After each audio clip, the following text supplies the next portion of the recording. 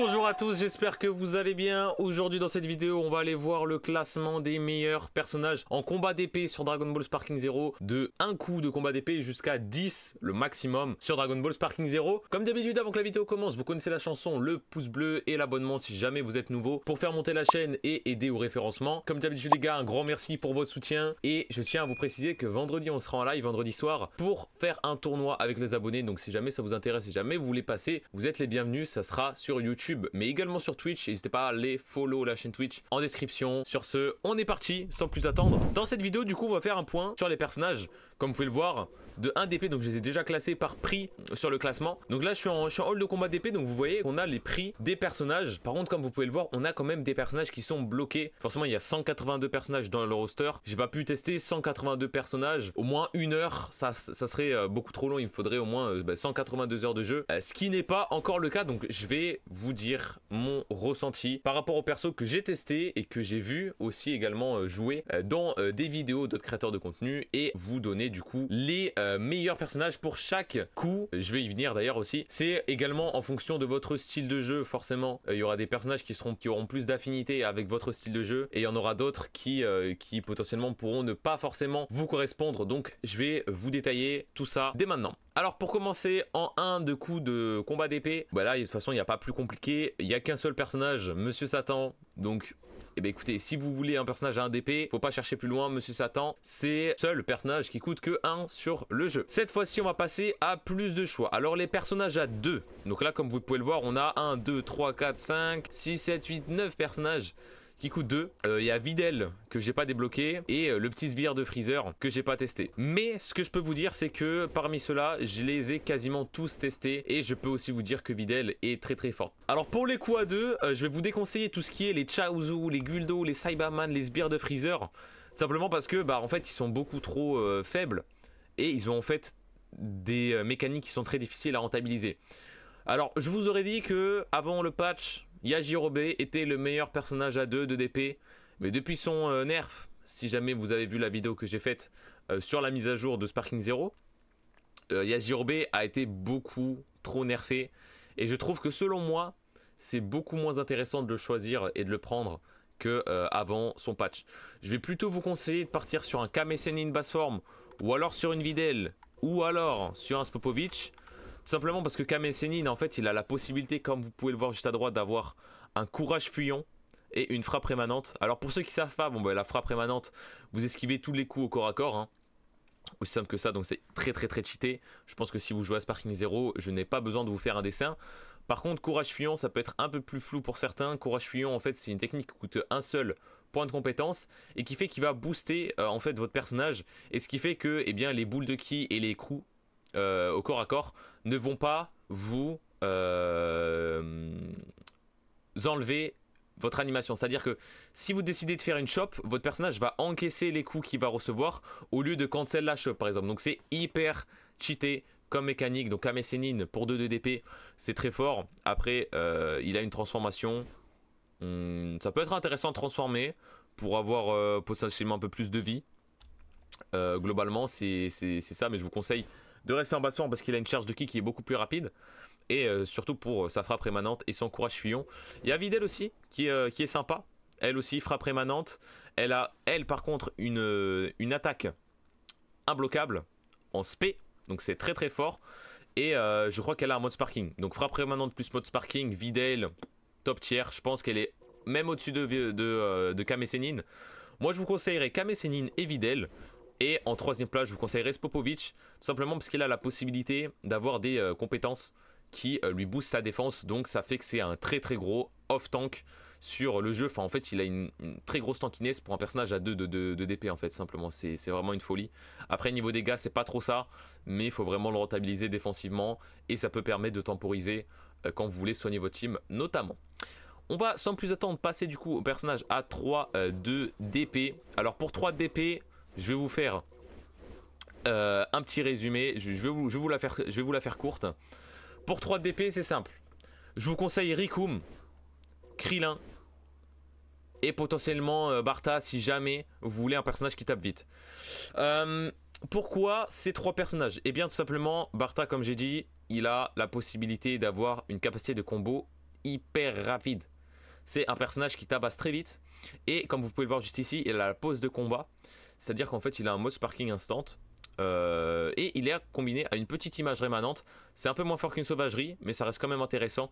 Surtout que, eh bien, il a la possibilité de taper très très vite Bartha. Si jamais vous aimez bien les personnages qui tapent vite, comme j'ai dit au début de la vidéo, vous avez peut-être un personnage qui correspond à vos affinités. Donc c'est comme j'ai dit, hein, c'est vraiment en fonction de votre style de jeu.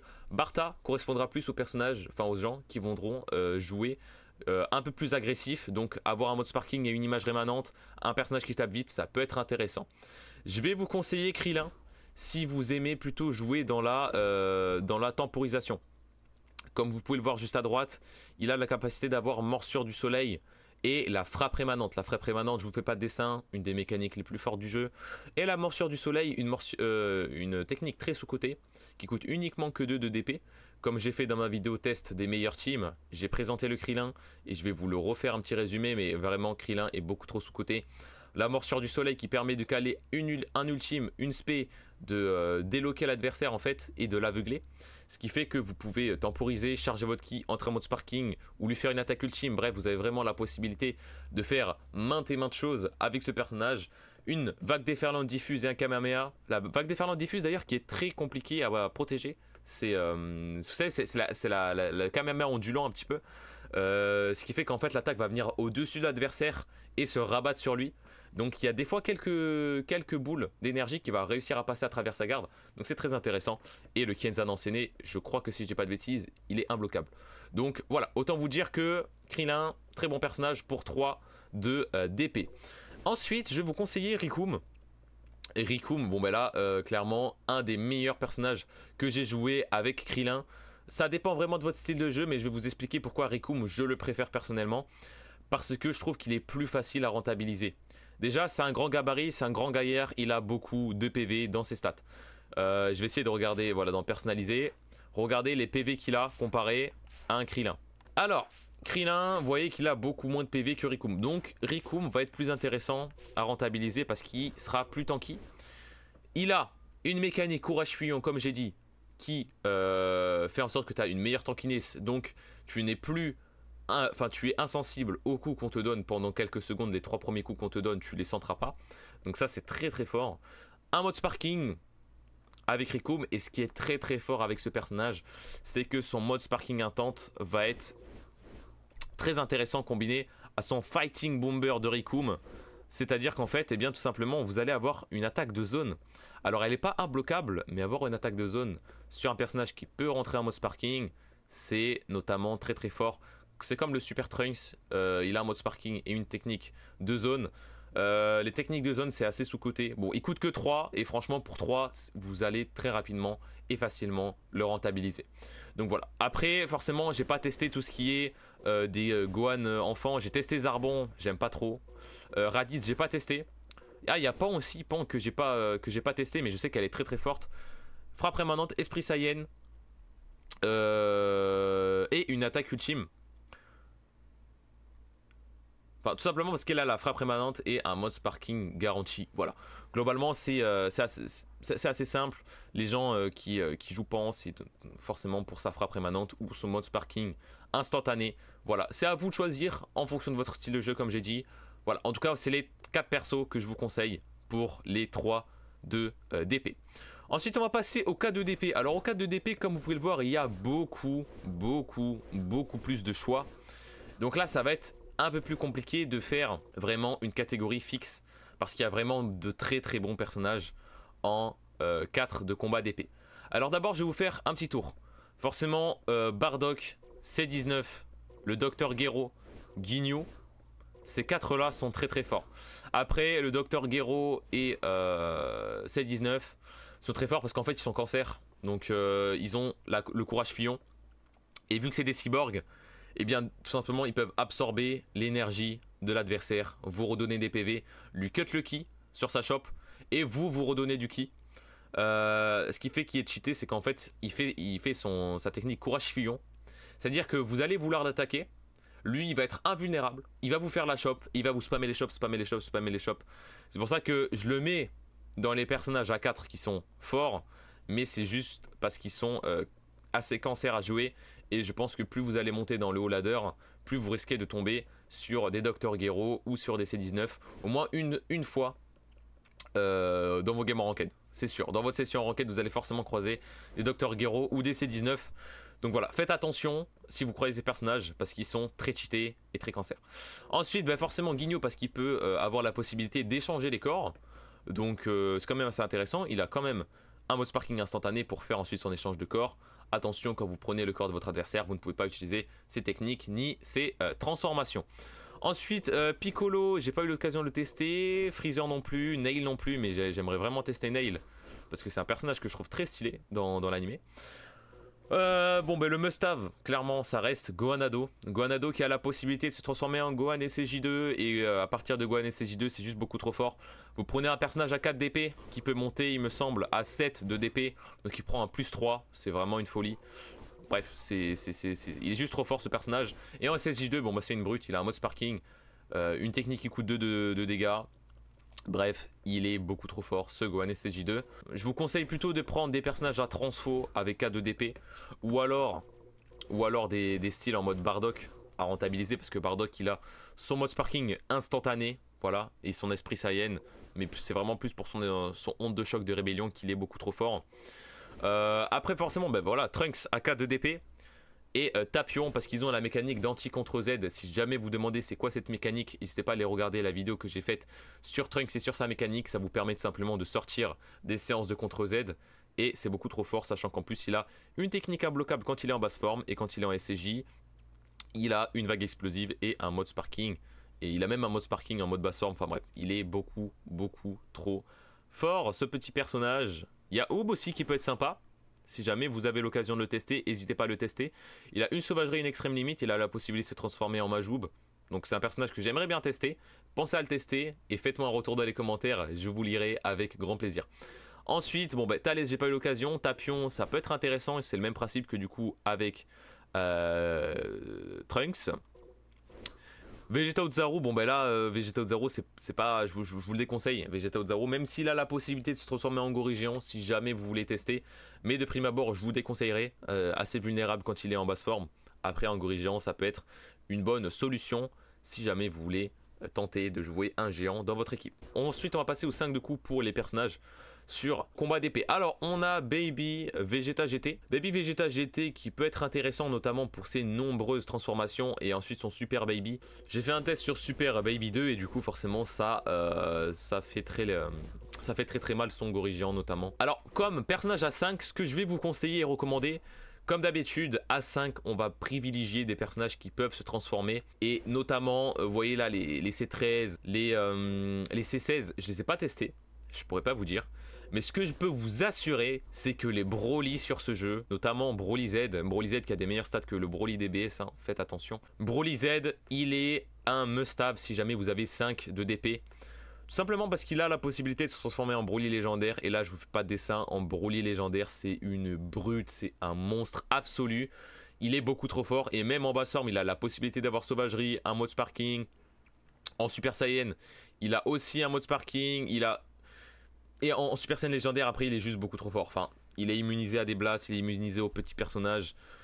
Il est beaucoup trop fort, son attaque ultime est imbloquable. Bref, il est très intéressant pour 5 de DP. Et ensuite, forcément, quand vous allez le transformer, vous allez avoir des buffs d'attaque. Donc, clairement, Broly, je vous le conseille les yeux fermés. Ensuite, tout ce qui est les Caulifla, les Super Janemba, les Freezer. Encore les Freezer, j'ai testé. Mais tout cela, je les ai pas testés. Donc, je pourrais pas vous faire un retour constructif. Donc, je préfère m'assainir plutôt que dire des bêtises. Donc là, Freezer, je vous déconseille beaucoup trop long à setup. Je vous conseille plutôt soit directement de prendre la forme finale, donc ça sera pas dans les 5 de DP, soit directement de pas le prendre directement en basse forme parce que c'est trop long à rentabiliser. Goku Black qui peut être très intéressant, très fort, il a la sauvagerie, il peut passer un mode rosé. Goku Black très fort. Ensuite un personnage que j'aime beaucoup, mais vraiment beaucoup, c'est Trunks, tout simplement parce que c'est un de mes personnages préférés. Il a la sauvagerie, il a la vague explosive, il a la possibilité de se transformer en Super Saiyan et en buff Super Saiyan. Et quand il est en buff Super Saiyan, il a une attaque de zone qui est imbloquable il me semble et qui fait d'énormes dégâts, c'est une folie.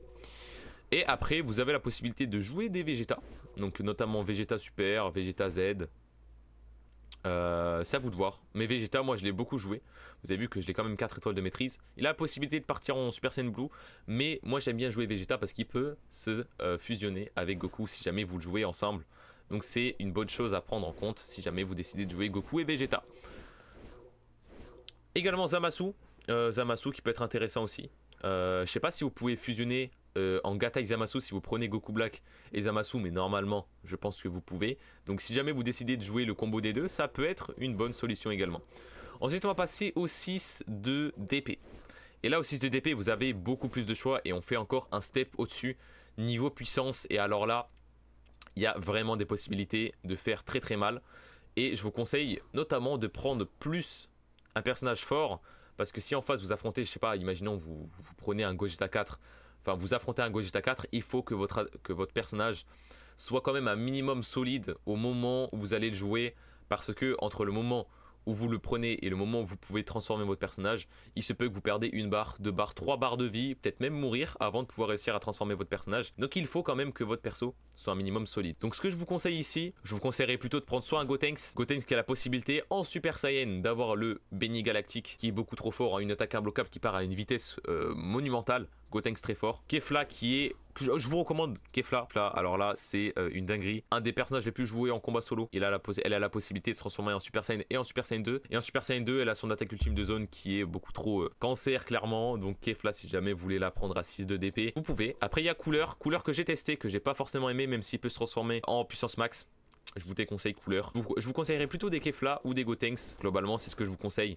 Après, vous avez aussi Super Boo qui peut être intéressant. Il a la régénération. Voilà, c'est une bonne chose. Et globalement c'est tout, hein. Globalement c'est tout. Après vous pouvez forcément prendre des personnages du style directement en Super Saiyan ou en Super Saiyan 2, ça à vous de voir. Ensuite on va passer directement au set de DP. Alors pour les sets de DP, là vous avez vu que vous avez beaucoup de choix. Vous avez Baby Angorégéen, vous avez Bojack, vous avez des Broly déjà transformés. Alors moi ce que j'aime bien faire, c'est de prendre ce Broly Z que je vous ai présenté juste avant et de le prendre directement en Super Saiyan. Comme ça fait que vous avez déjà une base solide, que vous n'avez pas besoin de rentabiliser le personnage et vous prendre possiblement des dégâts avant d'avoir la forme transformée. Comme ça vous avez juste une seule et unique transformation à faire et comme ça vous pouvez directement passer en Super Saiyan légendaire. Donc c'est une bonne chose ce Broly là. Vous avez également Super Boo qui est intéressant, qui tape très très vite, une bonne capacité de combo. Si je vous montre ses capacités, ses stats, vous avez vu que c'est un très très beau graphique. Voilà, il y en a beaucoup qui le jouent également, donc voilà. Vous avez également d'autres choix.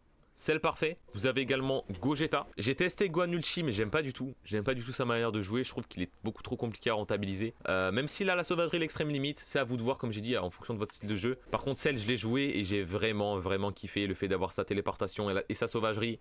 Clairement Cell, jouez-le, testez-le et vous m'en direz des nouvelles clairement. Ce personnage est assez sous-coté. Vous avez Gogeta Super. Je vous fais pas de dessin, il peut passer en Super Saiyan Blue. Donc vous prenez un personnage à 7 de DP qui peut monter à 10 de DP. Clairement c'est pas négligeable. Vous avez également la possibilité de prendre Goku SJ3 directement ou Super Baby 2 directement. Donc Super Baby 2 que j'ai testé et que je peux vous conseiller. Il a la pleine puissance, une technique A3 qui est imbloquable et le fait de passer en Gorille Géant. Végétaux avec sa frappe rémanente en Super Saiyan, très fort. Et tous ceux que je mentionne pas, clairement je vous déconseille. Tous ceux que je mentionne pas, je vous déconseille de les prendre tout simplement parce que soit je n'ai pas testé. Donc par exemple Topo, vous voyez que j'ai testé et je vous déconseille. Mais tous les personnages qui sont bloqués, clairement j'ai pas encore eu l'occasion de les tester. Donc si jamais il y en a qui ont testé des personnages, n'hésitez pas à faire vos retours également dans les commentaires.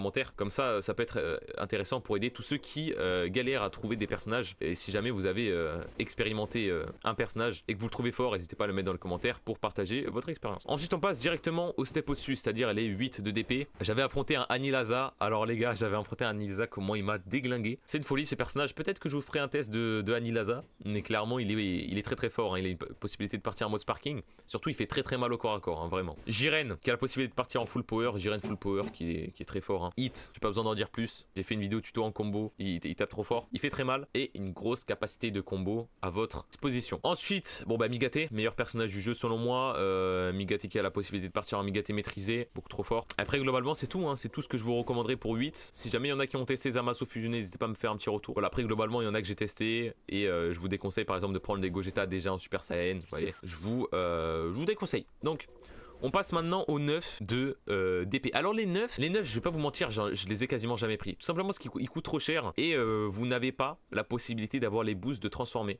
enfin de transformation.